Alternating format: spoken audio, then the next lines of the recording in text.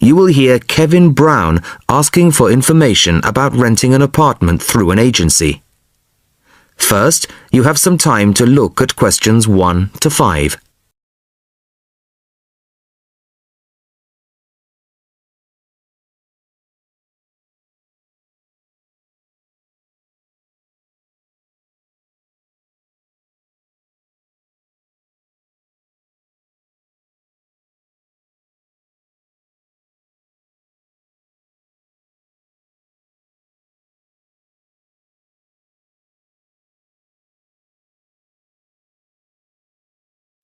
Now the test will begin. You should answer the questions as you listen, as you will not hear the recording a second time. Listen carefully to the first part of the conversation and answer questions 1 to 5. Good afternoon. How can I help you? Hello, my name's Kevin Brown. I saw your advertisement in today's local paper, apartments to let in all areas of the city. Yes, Mr. Brown. We currently have several properties available. What part of the city were you thinking of? Well, city centre ideally. OK. And what price range are you interested in? I don't really know. What have you got? Well, prices start at £400 a month, going up to £1,000 a month. OK. And what's the difference? What does the price depend on? Well, the number of bedrooms mainly. The cheaper apartments have 1 bedroom, while the most expensive have 3 or 4 bedrooms. OK. 2 bedrooms would be nice. So I'll say 2 bedrooms up to £600 a month. Do you have anything like that? Right, sir. We have... just give me a moment, please. We have 2 properties that might interest you. One is in North Street. It's a very nice apartment, but it's £750 a month. But that includes a private parking space. £750. That's a bit higher than I'd like to go, really. Do you have anything less expensive? Yes. We have another one at £625 a month. 625? All right, that sounds interesting. Where is it? It's in Cornell Road, at number 12B. I don't know that. How do you spell it? It's Cornell. It's near the park. I've never heard of it, but I'm sure I'll be able to find it on a map. Before you hear the rest of the conversation, you have some time to look at questions 6 to 10.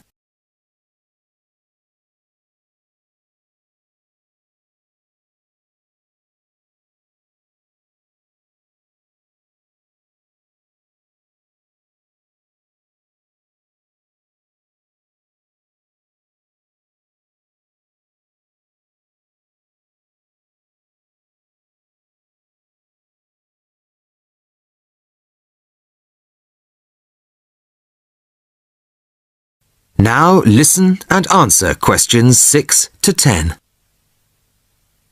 So, would you like to see the apartment, sir? Yes, I would. I'd like to rent somewhere fairly soon. Would tomorrow be possible? Sorry, I'm afraid nobody is available all day tomorrow. It's quite a busy time of year for us. I see. But if you're free later today, you could see it at 5:15. Sure, no problem. I could manage that. OK. So that'll be 5:15 with my colleague Jason. He'll meet you at the apartment. That's fine. And one more thing. What do I need to provide to rent an apartment with you? What documents, that kind of thing? Yes, of course. Do you have a job? Yes, I work in a travel agency.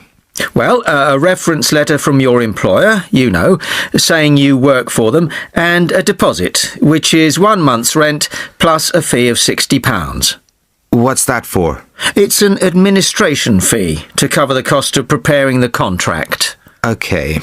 And one last thing. When would this apartment be available? It's empty now, so you could move in as soon as the contract was signed. That's great. Thanks very much indeed. Bye. Goodbye, Mr. Brown. That is the end of part 1. You now have half a minute to check your answers.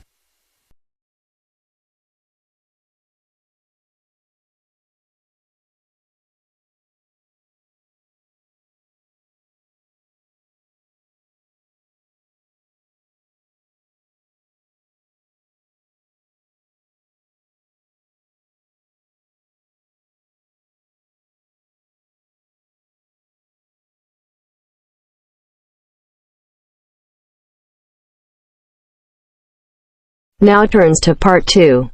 Part 2. You are going to hear a tutor talking to a group of philosophy students. First, look at questions 11 to 13.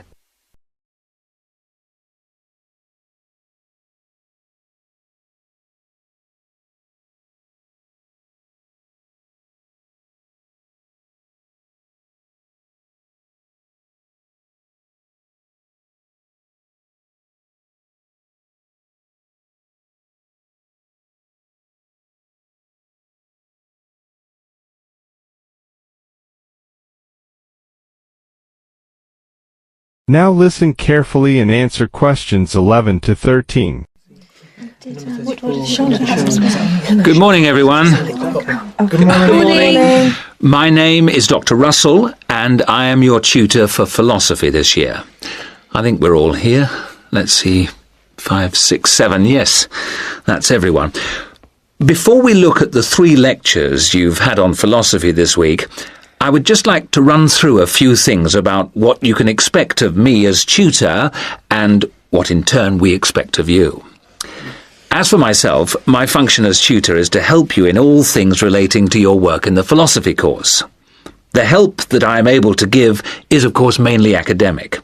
For personal matters, I can refer you to other support services in the university, ranging from counselling to welfare. One thing that I would point out is that if you feel that you need to talk to someone, no matter how insignificant it is, don't leave it. Oh, and the last thing is, if you do need to make an appointment, the times are listed on the door of my room. You just write your name in a time slot. But I would point out that the appointment slots get booked up quite quickly. If it's urgent, catching me between sessions is the best idea. That way we can sort something out quickly. No questions? Before the talk continues, look at questions 14 to 20.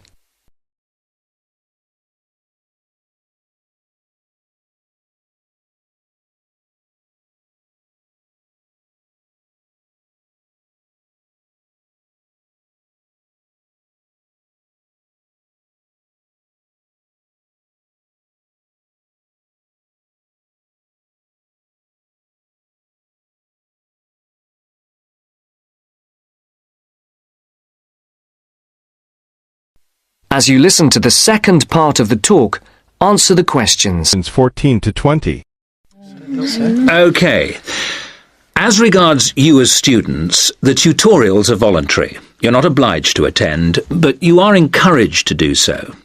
Last year, for the first time, a register was kept of students attending lectures, and this year tutors are being asked to keep a register of tutorial attendance. This is not a formal register, and not all tutors will be doing it, but in the philosophy department, all of us have chosen to keep registers. Another point that's being emphasised this year is punctuality. When we did exit questionnaires, we found that people arriving late for tutorials and lectures was the single most annoying thing for the majority of students.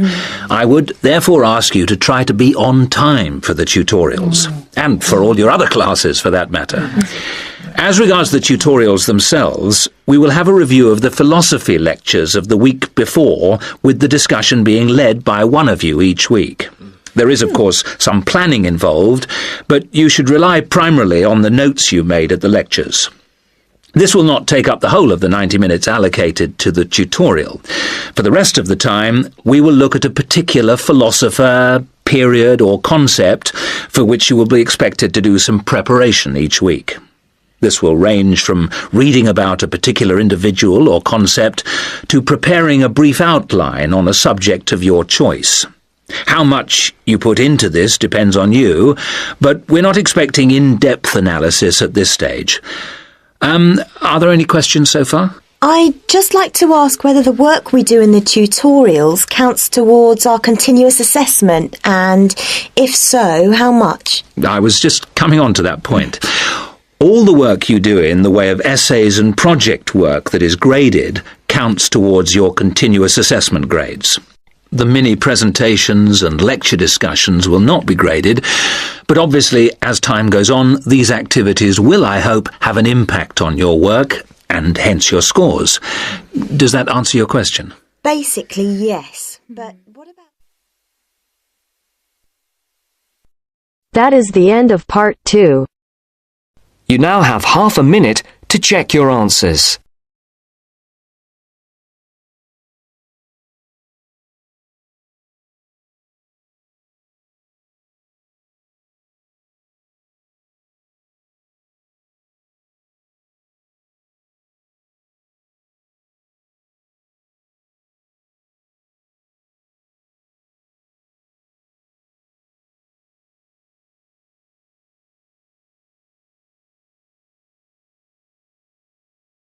Now turns to part 3.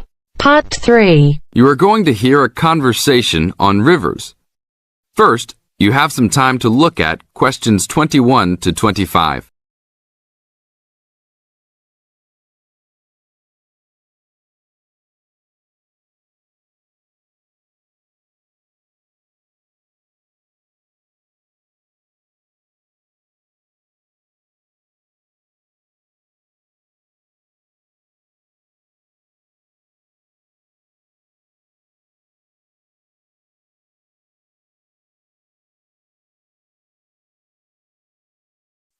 Now listen to the tape and answer the questions. 21 to 25.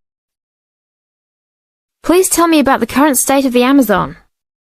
We have increased deforestation, increased human population relating to deforestation, and a role of fire in the Amazon on a scale that's never been seen in history. At the same time, you can see progress in trying to counter that negative trend. How do you see this? We see this in the creation of national parks and indigenous areas, and efforts to fund sustainable development activities for locals. We see both good and the bad, and it's going to be a race to finish.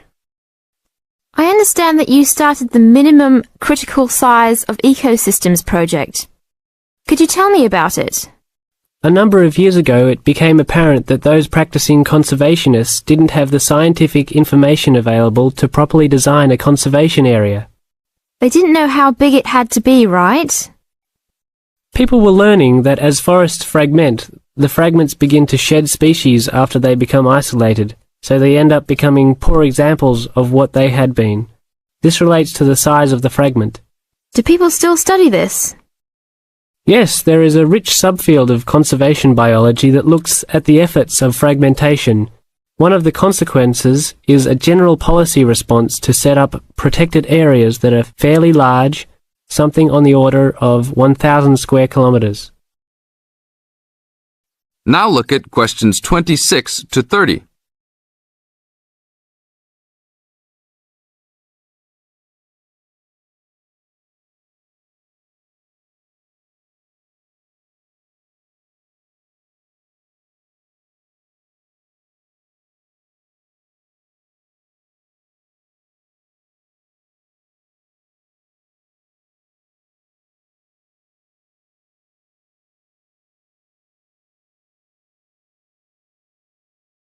As the talk continues, answer questions 26 to 30. Can you talk a little bit more about the forest fragmentation? As habitats are destroyed, they are accompanied by habitat fragmentation. So when 50% of a forest is lost, the remaining 50% being is not one large block, but smaller pieces, which makes the conservation problem even worse than saying that 50% has been lost. And this affects not just forest, but species diversity, correct? In terms of species loss, we can't give you precise numbers about how many species are lost because of these fragmented landscapes, but we're beginning to get close to where we can make that estimation. And so one of the policy responses to all of this, beyond just trying to create large protected areas, is to try and reconnect the fragments. You've been active in many projects studying the Amazon region over the years. Can you tell us about that process of understanding the Amazon? When people first started looking at conservation priorities, there was not much information about the geography of plant and animal species. One of the first clues was an analysis done in 1969. This looked at bird species and found geographic clusters of species which occurred nowhere else. And those are priority areas for conservation. Was this when people began prioritizing refuges? Yes, it was the first time that someone looked basin-wide at priorities, giving priority to so-called refugean areas. Was this when the new trend to use Geographic Information Systems, or a GIS, started? That was in 1990 after we worked out a whole set of biological and conservational priorities and produced a big map using GIS. What are some of the things that GIS does? Well, there are several advantages of using a geographic information system. First, you can continually update the system so that it's now a constantly changing picture. You can actually watch changes. Then you can include large amounts of data, including information about the vectors of development. Roads, railroads, pipelines, hydroelectric projects, etc. And finally, because it is accessible on the internet, it makes this information available to anyone who's interested. That is the end of part 3.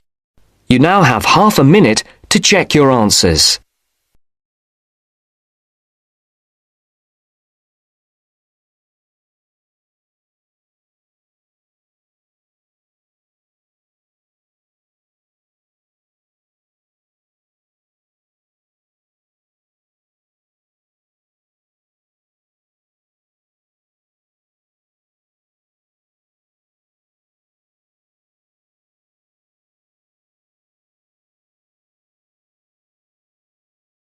Now turns to part 4.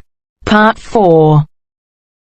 First, you have some time to look at questions 31 to 40.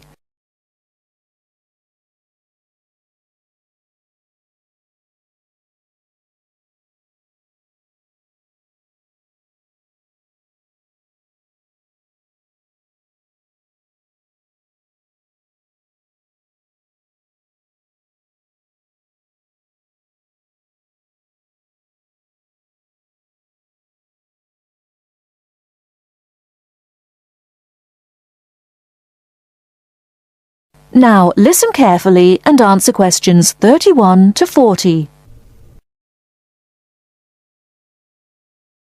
Riverdance is an expression of modern Irish culture, but it is based on a culture which had its golden era from the 6th to the 9th century. Before that period, Irish culture was oral and based on a love of complicated stories and poetic styles. But in the 6th century, something wonderful happened. Writing was introduced by missionaries. From then on, the culture of Ireland began to develop in ways impossible before and had considerable influence in Northern Europe in the period up to the 9th century. With the invasions which began in the 9th century, this golden age collapsed and there never was any real recovery. There were no wealthy kings to sponsor the poets and scholars, so the tradition survived only in a form which the peasants liked. The love of story and song did not die, but no real attempt was made to find a distinctive Irish style until the end of the 19th century, when Irish nationalism began to influence writers, in English called Anglo-Irish literature. There are many famous writers from that period. There is also William Butler Yeats, George Bernard Shaw, and Samuel Beckett, all of whom have received the Nobel Prize for Literature. In all, Ireland has received the Nobel Literature Prize 4 times. When you consider we have only a population half the size of Beijing, you see how unusual that is. Now, let me talk about the music. The Irish love of music has succeeded in surviving the change from Irish, the native language, to the language of the invader, and has once more begun to blossom and become influential outside the country. Irish music was reduced to being the language of the country people and was dying out as people moved to the cities. Young city people did not want to listen to peasant music, although we were all told it was important. Some efforts were made to make it attractive to city people, but largely without success. More recently, this has begun to change, and since the 1980s has taken off. But modern Ireland has been looking for more than just a revival of traditional music. Many of the most famous popular singers in the world are Irish: U2, Enya, the Cranberries, and many others. There are 10,000 people employed in Ireland in the music industry. Riverdance is an expression of that new interest in the old and that ability to understand the new. That is the end of part 4. You now have half a minute to check your answers.